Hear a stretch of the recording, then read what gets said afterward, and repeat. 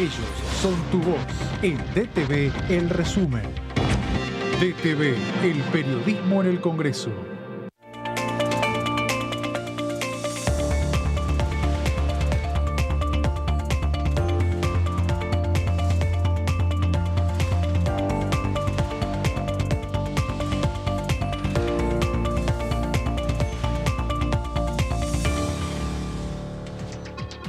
Hola, bienvenidos al resumen de noticias parlamentarias. José, ¿cómo estás? Hola, Lu. Muy bien. Bien, después de haber visto este informe que se extendió por casi 6 horas. Bueno, fue breve. 6 horas aproximadamente era lo duró. previsto. Sí. Recordemos que esta era una sesión informativa, por eso quizá a todas aquellas personas que estuvieron haciendo el seguimiento de lo que fue el discurso de gestión del jefe de gabinete de ministros, de a ratos por ahí se veía imágenes del recinto y se veía un recinto prácticamente vacío. Sí. ¿Pero por qué? Porque al ser una sesión informativa no necesariamente hace falta un quórum reglamentario, es decir, una cantidad exacta o necesaria de legisladores y legisladoras en el recinto para que se pueda llevar a cabo. Por eso, a lo largo de las distintas horas veíamos el recinto más lleno, más vacío, pero bueno, distintos temas, creo que se habló de todo nuevamente. Y a propósito de lo que decís, del hecho de que si el quórum o no quórum, podía no haber tenido quórum, sí, porque es una sesión informativa. Después, en el durante, no hace falta porque no tenés que votar nada, pero sí necesitaban quórum, sí tenía que, y lo esperaron a tener el quórum para poder así que asumiera la diputada nueva, que es quien asumió, una diputada radical jujeña, Natalia Sarapura, que juró en lugar del diputado Gustavo Bouit de Jujuy, que asumió como ministro de Salud de esa provincia.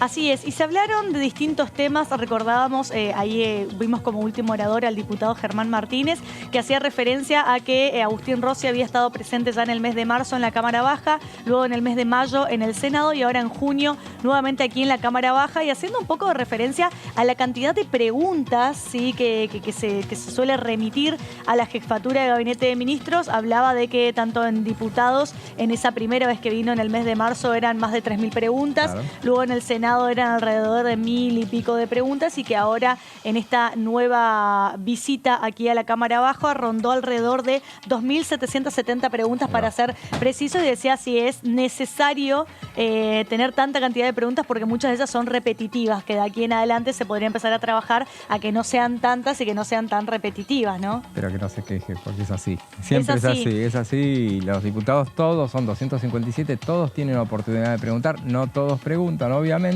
y todos pueden hacer la cantidad de preguntas que deseen. Obviamente son 257, nadie no va a ver que tenga cada uno un tema distinto. Es así, en general siempre se suele suceder, pero veamos, fueron de 3.000 bajamos a 2.000 en la medida que el jefe de ministros se vaya presentando todas las veces que pueda hacer, iba a decir todos los meses, pero ya veo que agosto, el mes de elecciones, me parece que es un poco complicado, por lo menos que cumpla, digamos, en agosto, en julio, debería presentarse en el Senado, en agosto en diputados, veremos si él tiene la disposición a hacerlo. Claro, por lo general desde que asumió en el mes de febrero viene reglamentariamente presentándose un mes alternativo en cada Cámara, tanto en la Cámara de Diputados como en el Senado. Y habría que ver si quedaron esas 2.770 preguntas respondidas o no, porque Cecilia Moró al finalizar la sesión dijo que según el reglamento, el artículo 202 del reglamento, todas aquellas preguntas que no fueron respondidas lo puede hacer por escrito. Claro, así es. O sea, habría que ver si realmente quedó alguna que otra en el tintero ahí para... Claro, en este caso, con relación a las preguntas que se le hicieron, porque claramente hoy se le hicieron muchas preguntas, muchas que ya figuraban en el texto que se difundió anoche, lo difundió la jefatura de gabinete con las 2.700 y pico. Claro, 2.770 para ser precisos. Ahí está. Entonces se difundieron ese dato. Ahora, respecto a las que se hicieron hoy veías que cuando iba contestando algunas no las contestaba. Sí. No fue el caso puntual, no recuerdo alguna cuestión en particular que haya omitido hacerlo. Y en ese caso pasa que muchas veces el que formula la pregunta no está para la respuesta, entonces para reclamar. Claro, y muchas veces se da esta cuestión de que quizás se manda un pliego de preguntas, a esas preguntas se remite un informe con respuestas y luego sobre esa respuesta surge una repregunta, que es un poco lo que pasa eso, con muchos de los diputados decían, ayer recibimos el informe y usted respondió de la jefatura de gabinete, claro, se respondió tal cosa, bueno, yo en base a lo que se respondió tengo otra pregunta distinta y es un poco el juego que se va dando. Recordemos cómo inició entonces, bueno, Agustín Rossi llegó al recinto a las 12 del mediodía, habrá arrancado 12:30 más o menos. 12:40. 12:40 arrancó esta sesión informativa, dio su discurso que duró alrededor de 50 minutos, sin papel en mano, es decir, orador como es nato Rossi, ¿no? Un nombre que siempre decimos aquí, fue diputado. Claro, un pez en el agua, fue diputado nacional muchos años, conoce como pocos la Cámara Baja, entonces claramente al parecer es un ámbito en el cual se siente cómodo y por eso también cumple con este mandato constitucional de venir alternativamente a la Cámara Baja como también a la Cámara Alta, que es el Senado de la Nación Argentina. Y arrancó, luego de su discurso de 50 minutos, arrancó el bloque de preguntas donde empezaron los diputados del Frente de Izquierda, luego siguieron los socialistas, empezó el bloque de Juntos por el Cambio y entre ellos, bueno, preguntando distintas cosas, entre ellos Romina del Pla, por ejemplo, la diputada Figueroa Casas, el diputado Esteves, que son santafesinos, muchos de ellos rosarinos, haciendo hincapié sobre el tema de la inseguridad de Rosario que está viviendo la ciudad de Rosario y que varias veces ya lo estuvimos hablando aquí, ¿no? Ahí tomó la posta la exintendenta de Rosario, Mónica Fein, presidenta del Partido Socialista, y bueno, en un tono moderado, pero firme, decía el panorama que vive hoy Rosario, porque por el hecho, a ver si... vamos a... ¿Sí? Ministro, buenas tardes. La primera pregunta que quisiera hacerle es, ¿qué balance hace usted de esta exposición que duró más de 6 horas? Bueno, para mí son sesiones importantes y necesarias, no solamente porque lo marca la Constitución, porque además permite el diálogo entre oficialismo y oposición. Hemos respondido una cantidad enorme de preguntas y hemos estado 6 horas escuchando a los distintos legisladores del oficialismo, de la oposición, tratando de dar respuesta a cada una de las requisitorias que ellos tenían. En mi mirada personal es una mirada satisfactoria. Ya en el poco tiempo que estoy al frente de la jefatura de gabinete, esta es mi segunda vez que estoy aquí en la Cámara de Diputados y ya estuve el mes pasado en el Senado de la Nación, y pienso seguir viniendo tal cual lo indica la Constitución, mes a mes, para tener este tipo de sesiones. La verdad que agradezco como siempre el apoyo del bloque oficialista y mis respetos a los opositores, ¿no? Porque, bueno, por ahí se pone un momento tenso, pero me parece que es absolutamente lógico. La sesión resultó absolutamente razonable. Hola, ministro Rossi, Javier Lozano de Todo Noticias. Esta es su tercera participación con el informe de gestión en el Congreso, aquella de marzo, donde fue un poco más caliente, a la del Senado y a esta de hoy, bueno, se da con un escenario que estamos a pocas horas del cierre del plazo para la formación de alianzas y de frentes y a 10 días de cierre de lista de candidatos. Sabemos que usted mantiene la precandidatura a la presidencia. ¿Cómo está viendo toda esta discusión dentro del Frente de Todos con respecto al candidato de unidad o ir a la interna? Bueno, mi posición es conocida, ¿no? Yo he mantenido, no ahora, sino hace 6, 7 meses atrás, cuando se empezó a hablar de esto, que hay que respetar los procesos naturales que se dan hacia el interior de cada una de las coaliciones. Si en el marco de todo este debate, de acá al 24 de junio, se logra o aparece un candidato o una fórmula que sea que genere síntesis y que genere el apoyo mayoritario del frente hacia el interior del Frente de Todos, habrá síntesis. Y si no, habrá paso. Esto es así de simple.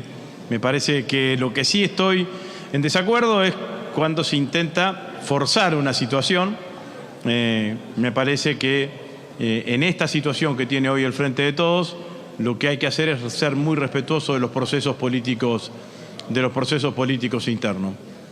Mañana se inscriben las alianzas, allí reconoceremos también el reglamento que va a tener nuestra alianza, el nombre que mantendrá el Frente de Todos o se cambiará, y dentro de 10 días más hay que presentar las listas y bueno, yo particularmente, estoy haciendo el esfuerzo, como dije, de hace 2 semanas que anuncié la precandidatura, de convertir la precandidatura en una lista.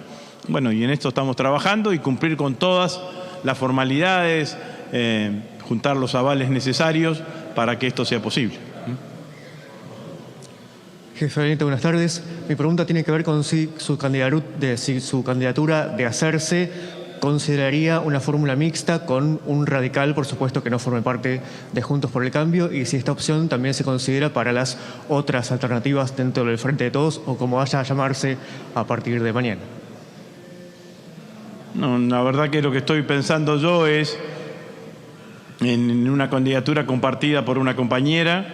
Me sentiría muy cómodo si logro esa síntesis de lograr una fórmula mixta, paritaria, si bien la ley de paridad aquí en el orden nacional no exige que esa paridad se exprese en las fórmulas, a mí me sentiría cómodo con una expresión de esas características.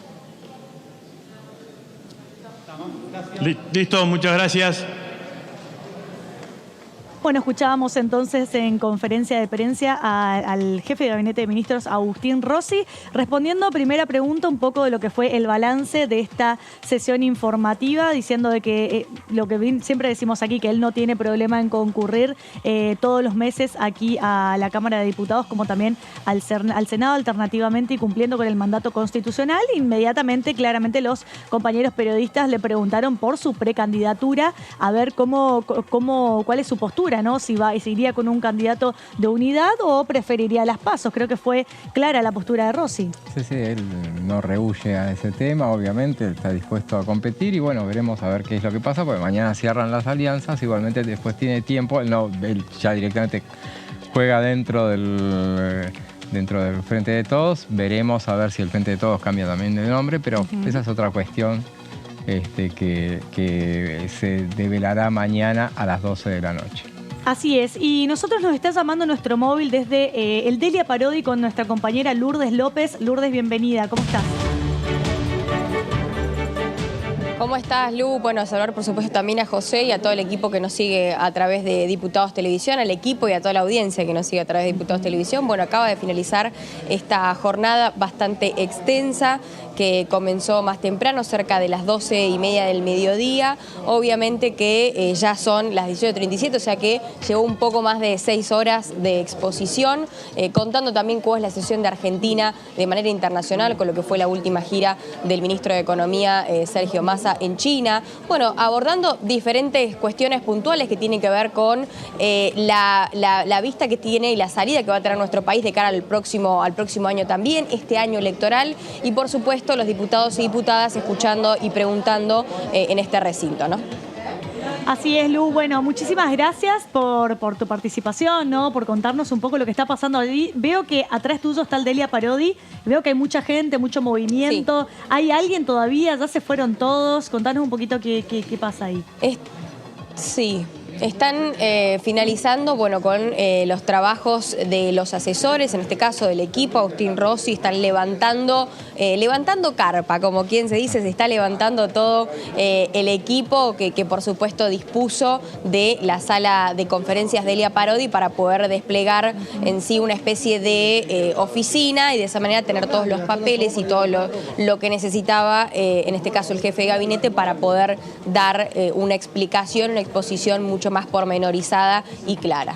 Bueno, Lu, muchas gracias. Te liberamos. Si llega a aparecer algún candidato, me quedé con la candidatura de Rossi, algún diputado o una diputada, bueno, nos avisás y volvemos con el móvil. Nosotros vamos a seguir analizando lo que fue el discurso de Agustín Rossi. Claro. Estábamos haciendo un balance un poco y decíamos, bueno, cómo se dio el formato de las preguntas desde que inició el discurso, ¿no? Claro, y viendo esa gran oficina que se armó en el Salón de Delia Parodi, me acordaba que, por ejemplo, cuando en la gestión anterior, durante los tiempos de Cambiemos, cuando venía el jefe de gabinete de entonces, Marcos Peña, se armaba una suerte enorme oficina ahí, era una especie de carpa en el Salón de Pasos Perdidos, o sea, al lado del recinto donde se instalaban todos el equipo de la jefatura de gabinete para elaborar las respuestas que iba proporcionando el jefe de gabinete. Es lo mismo que se hace en este caso con el jefe de gabinete Agustín Rossi desde el Salón de Elia Parodi,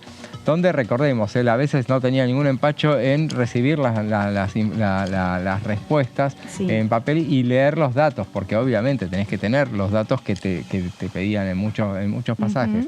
Y a propósito de lo que veníamos diciendo al principio y lo que vos mencionabas, el tiempo que tiene en la Cámara que estuvo en la Cámara de Diputados, donde el jefe de gabinete estuvo durante 10 años como legislador y jefe de bancada, él mismo recordó ese paso.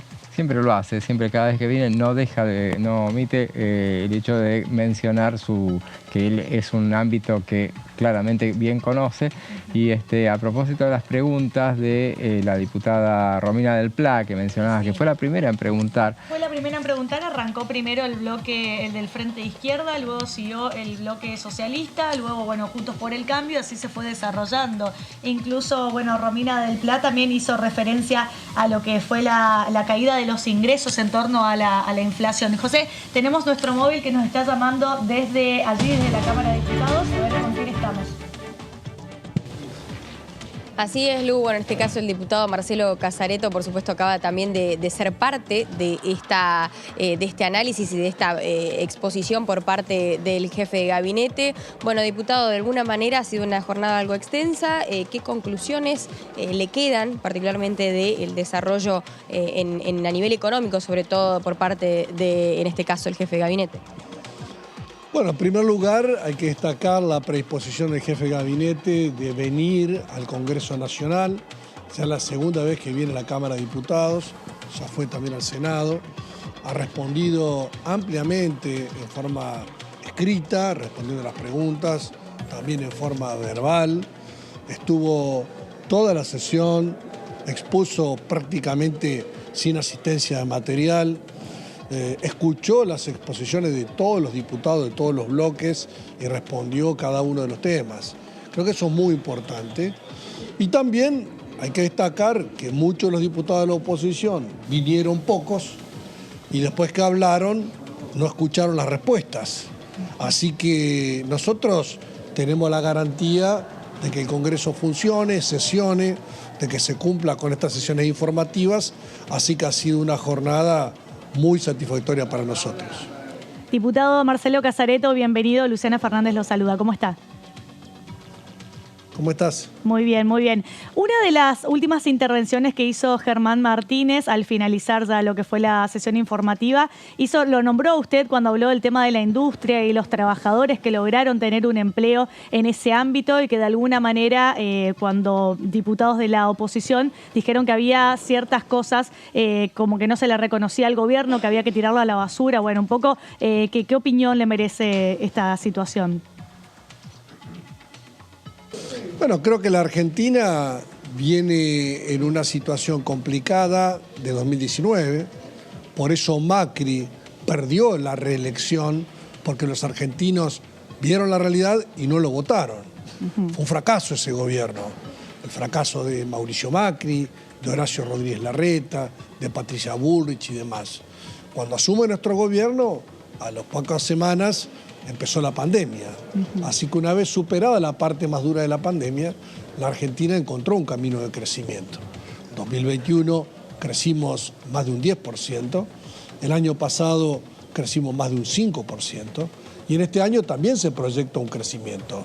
Así que eso es algo bueno para la Argentina. Se están creando empleos de una manera importante. Cuando vos repasás el sector industrial, que es el que vos te referís, crecieron más de 100.000 empleos. Por ejemplo, en el sector de la construcción, en este momento hay 467.000 empleos. Es el récord total en la historia de la Argentina. Nunca hubo tanta gente trabajando en el sector de la construcción por la obra pública y por la inversión privada. Y, por supuesto, estos son motores de crecimiento. Nosotros conseguimos que la Argentina crezca, es bueno. que se creen empleos, es bueno. Y nos quedan tareas. La inflación está alta, Macri la dejó en el 54%, ahora está en el doble, pero si bajamos la inflación, creo que podemos cumplir con la mayor parte de lo que es nuestro compromiso con los argentinos. ¿Cómo le va, diputado? José Di Mauro lo saluda, ¿qué cuenta? Le consulto puntualmente, hubo una palabra que se repitió varias veces a lo largo de toda la jornada, que fue la cuestión de la devaluación, y el jefe de gabinete insistía en que no va a hacer falta una devaluación brusca, pero alertaba sobre a la oposición, que decía que le genera problemas a este gobierno que insista en la posibilidad de evaluar a partir de la próxima gestión, de la necesidad de evaluar. ¿Usted qué postura tiene al respecto? Miren, la política y la economía se manejan por la realidad y por las expectativas. Entonces, yo te pregunto, José, ¿quién es el presidente?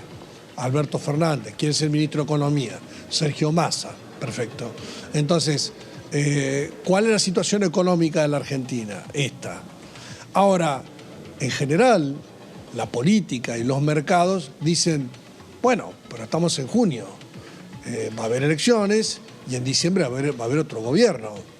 Entonces, ¿este presidente va a estar? No. ¿Este ministro? Seguramente no. ¿Y la situación económica cuál va a ser? Entonces, todo el mundo empieza a proyectar cómo va a estar la Argentina a fin de año. O sea, qué actividad económica va a haber, qué valor del dólar y demás. Y cuando esa expectativa es negativa y desde sectores importantes de la oposición se dice que se va a devaluar, entonces el mercado empieza a descontar aquel valor a valor presente. Entonces, parte de la inflación tiene que ver con fenómenos concretos, reales y directos, y parte tiene que ver con las expectativas de lo que va a ocurrir a futuro. Entonces, por eso se habla o se dijo de la profecía autocumplida. Si vos decís que se va a devaluar, se va a devaluar, se va a devaluar, se va a devaluar, finalmente está generando una expectativa de que se va a devaluar y todos los actores económicos van a operar en consecuencia. Y en definitiva se termina devaluando. Entonces vos decís, ¿viste que yo te dije que eso iba a ocurrir? No. Claro, como que uno termina trayendo eso. Claro, porque vos estás generando las condiciones para que eso ocurra. O sea, vos das una profecía y vos la autocumplís, porque hace que esa profecía sea real. En realidad, está claro que hay un proceso de inflación y está claro que el dólar tiene que acompañar ese proceso de inflación. O sea que microdevaluaciones, lo que se llama crawling peg, es lo que está ocurriendo, que el valor del dólar se va deslizando. Pero lo que se plantea desde sectores de la oposición es, por ejemplo, liberar el dólar, liberar el cepo, unificar el tipo de cambio. Si vos tenés un dólar a 250 y tenés un dólar blue al doble, entonces lo que están planteando es una devaluación del 100% de un saque. Eso claramente, si vos tenés una inflación del 100% en el año y vos vas a devaluar el 100% en un día, vos vas a tener en un día la inflación que tenías previsto en un año. Y por eso, claramente, cuando vos decís el año que viene va a haber más inflación que en este, claro, si vos lo que estás haciendo es indicando que vas a devaluar un 100%. Todos los actores económicos van a ir descontando al valor presente el valor de los precios que estiman que van a tener los bienes a fin de año o el año que viene. Entonces, por eso, un poco es de realidad y un poco es de expectativas. Diputado, lo llevo un poco a lo que es el trabajo en las comisiones. Sabemos que en año político, en año donde hay elecciones, todos los diputados están trabajando en sus territorios, ¿no? Hay elecciones en las provincias también y eso por ahí dificulta a veces un poco reunir el quórum necesario tanto para llevar adelante una sesión como también para trabajar en comisión. Pero usted, que preside la Comisión de Industria, ¿hay alguna expectativa de que la comisión se vaya a reunir aquí a corto plazo? ¿Algún tema que quedó pendiente para tratar? O si tiene alguna información de cuándo podría llegar a ser una próxima sesión y qué temas podrían llegar a tratarse. Mira, yo coincido en parte contigo y en parte no coincido. A ver. Años políticos son cada 2 años. Sí. Siempre hay elecciones. Sí. Entonces eso no es argumento para que hoy falten diputados y no vengan a sesionar hoy. ni tampoco la semana que viene o la siguiente. Porque si yo soy diputado nacional, en una semana de 7 días tengo que venir un día a la semana o 2 días a comisión y sesión, nos altera el trabajo político en mi provincia de Entre Ríos, o en la de Jujuy o en la de Tierra del Fuego. ¿Está claro? Sí, claro. Ahora, si se sesiona o no, no es porque haya elecciones o no es porque haya cuestiones ajenas, es porque hay cuestiones de que no hay acuerdos. O sea, de que nosotros no tenemos mayoría propia para poder sesionar y las oposiciones no quieren contribuir al quórum para que no se aprueben ciertas iniciativas. Por eso, si ustedes me escucharon, yo hablé de leyes que aprobamos y que tienen impacto positivo, la ley de presupuesto en cada caso, que contiene las partidas para obra pública, ciencia y técnica, educación y demás, la ley de economía y conocimiento, la ley de construcción privada, la ley automotriz, cosas que tienen impacto real que yo detallé en la sesión. Y tenemos otros temas pendientes, algunos en mi comisión de industria, como la ley de maquinarias agrícolas, la ley agroindustrial, la ley de protección de la industria del calzado, la ley de electromovilidad, leyes que si las aprobamos tendríamos un impacto positivo para la Argentina. Algunos diputados de la oposición dicen, no, bueno, vamos a elecciones, entre agosto, octubre y noviembre se elige presidente, ganamos nosotros, dicen ellos, y en diciembre aprobamos las leyes que queremos. Yo lamento decirles que siempre hay elecciones y que en las elecciones hay ligeros cambios en la composición de las cámaras. Si nosotros hoy tenemos 118 diputados, Cambiemos tiene 116, yo creo que vamos a ganar nosotros. Entonces, ¿ustedes creen que vamos a ganar por mucho más lejos que en 2019? No creo, así que mucho más diputados no vamos a tener. ¿Ustedes creen que ellos van a sacar en una primera vuelta más del 40%, 41% que sacaron en 2019? No creo. Así que claramente ni nosotros ni ellos vamos a tener más diputados en el Congreso que lo que tenemos en este momento. Y ninguno va a tener 129.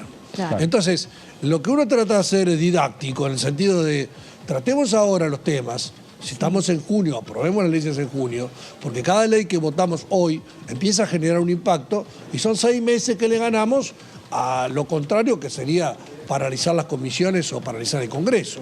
Nosotros tenemos mañana comisión de presupuesto, que soy secretario, vamos a tratar el tema UBA. Y pasado mañana tenemos comisión de juicio político que yo alternativamente integro, en este caso voy a integrar en reemplazo de otro compañero que no puede estar presente. Diputado, así que las comisiones trabajan, ojalá que trabajen todas y que saquemos las leyes. Ahí dejó picando usted el tema UBA que se va a tratar mañana y que según dicen van a avanzar con el dictamen. Ya hubo voces que el fin de semana se escucharon de las entidades bancarias cuestionando lo que vaya a salir, advirtiendo que bueno, puede perjudicar los créditos a futuro, etcétera. ¿Usted cree que puede llegar a ser, qué tipo de proyecto es el que va a avanzar hacia el dictamen y qué responde ante esos cuestionamientos? ¿Ellos conocen el texto que vamos a aprobar? Y algo ha trascendido, pero por lo menos ya se quejaron o hicieron advertencias. Y siempre hacen advertencias, porque acá es el lugar donde cada uno el lugar de las advertencias con su grupo de presión que las leyes salgan de acuerdo a su criterio. Diputado. Las asociaciones de deudores de UBA, ¿están de acuerdo con la ley? No la conocen, pero bueno, cada uno abre el paraguas. Nosotros estamos siempre avanzando en escuchar a todos los sectores y sacar lo que sea mejor para la Argentina en las condiciones de relación de fuerza que hay hoy. Y mañana sale el dictamen. Ahora, si vos decís, el día que vos me veas, Casareto trabaja para los bancos, y bueno, voy a estar bastante equivocado. O no, trabaja para tal grupo de interés. Yo no trabajo para ningún grupo de interés. Así que las advertencias que hagan, a mí no me afectan en nada. Nosotros confiamos en Carlos Heller y Alicia Aparicio, que son los presidentes de las comisiones, que están avanzando en una redacción final. Esperamos que mañana podamos efectivamente tener el dictamen y ojalá que tengamos el acompañamiento de la oposición. Creo que lo podemos llegar a tener. Y después que lean el texto que aprobemos, ahí podrán hacer los comentarios, los elogios y las críticas, pero sin conocer el texto que vamos a aprobar, es difícil que puedan opinar con un criterio razonable. Diputado, nos quedamos sin programa. Muchísimas gracias como siempre por su tiempo y bueno, cuando quiera los esperamos por aquí por el piso de Diputados TV. Muchas gracias. Muchas gracias, saludos. Nos vemos. Y bueno, nosotros llegamos al final de esta jornada, José. Sí. Como siempre, nos volvemos a encontrar mañana a las 18 horas. Gracias a ustedes por compartir con nosotros y los dejamos con la tercera edición. Hasta luego.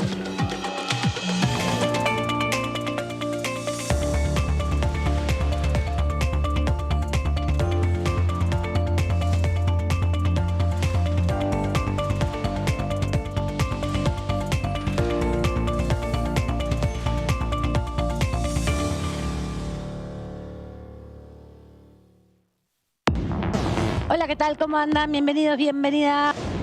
Para mí el desafío de los próximos años en Argentina es que en Argentina, además de litio, sea baterías de litio. Además de soja, sea aceite de soja. Industrializar el proceso de commodities, de producción primaria que tiene nuestro país. Si lo logramos hacer, al crecimiento económico que viene en los próximos años, y que es indudable que viene, le vamos a dar chance a que entren los 46 millones de argentinos adentro. Se ha ajustado mucho la sintonía fina